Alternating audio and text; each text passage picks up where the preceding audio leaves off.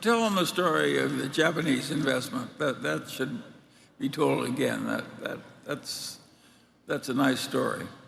You know, well, it was pretty simple. I mean, you know, back when I started, other people were going through Playboy, and I was going through Moody's, you know, basically. And there's a movie out called Turn Every Page, which I saw again for the second time a couple of days ago, Lizzie Gottlieb, and I recommend everybody in this world watch that, because I turned every page in the past. And I did it for thousands and thousands of pages in Moody's, and I did it at the Department of Public Utilities in Boston. I did it in the insurance department. It just kept turning pages. Well, that goes on for a while, but now we need big ideas in order to find things. And what was your question, Charlie? Tell them about the Japanese. Well, the Japanese thing was simple. I mean, I like looking at companies. I like looking at figures about companies, and here were 5 very, very substantial companies, understandable companies. Most of them, maybe all of them, we'd done business with in a dozen different ways. If you go a couple miles from where this place is, our last coal generating plant was built by one of the companies. So here they were sitting as a group where they were earning, we'll say 14% on what we were going to pay to buy them. They were paying decent dividends. They were going to repurchase shares in some cases.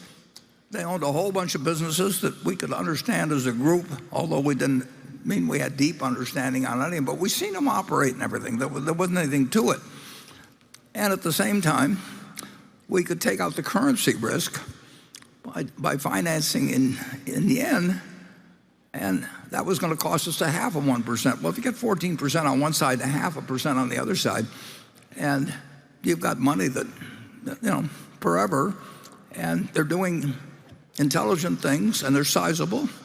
So we just started buying them. I didn't even probably tell Greg until maybe 6 months after we'd gotten going. And then when we hit 5% in all of them, we announced on my birthday and at 90th that we owned over 5%. And recently went over for the first time to visit with them, and we were more than pleasantly surprised, delighted with what we find there. And now we own 7.4% of it. We won't go over 9.9 without their agreeing, and we sold another 164, whatever it is, billion of yen. Would have done for us if we only had $5 billion or something, and it made $10 billion simply in that way. Yeah. We would look like heroes. Now $10 billion just sort of disappears as a little dot in Berkshire's reports. But it's fun. And it is fun, and it is $10 billion. And Charlie says it keeps me out of bars when I talk to him about it. And I probably talked to Charlie about this the year after I started. But who knows? I mean, I knew he'd like it. I mean, obviously,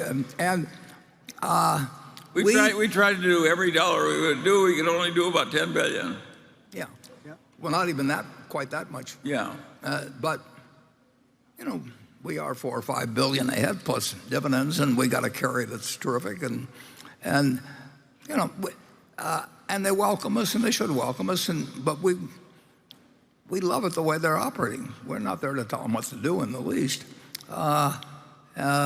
So we did, but we did say we never go over 9.9, and we mean it, and they know that we'll be true to our word. And I went over there partly to introduce Greg to those people, because we're going to be with them 10, 20, 30, 40 years from now, and they may occasionally find something that we can do jointly, and they look forward to doing that, and we look forward to it. And in addition, we have some other operating businesses in Japan. So, Greg, do you have anything? The only thing I would add is that, one, as Warren, you went over there, it was to build the trust with these Japanese companies, because we do hope there's long-term opportunities. But fundamentally, as you highlighted, they're an incredible, they've been a very good investment. I'd also highlight the 5 meetings we had were really quite remarkable. I mean, these companies, the culture and the history around it and how proud they are, there's just moments of learning from them. So it was just a great experience to spend really 2 days with the 5 companies.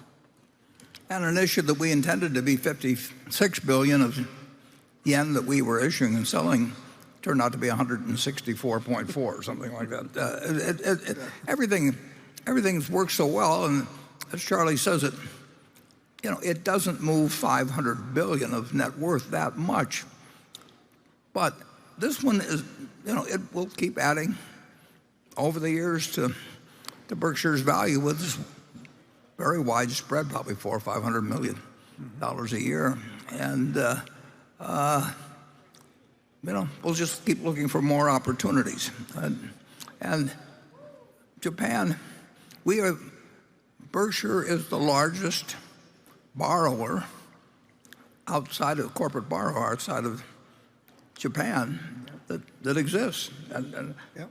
we didn't set out to be that, but it's turned out that way, and we're not done. I mean, in terms of what may come along there, and we have some direct operations there, as I mentioned,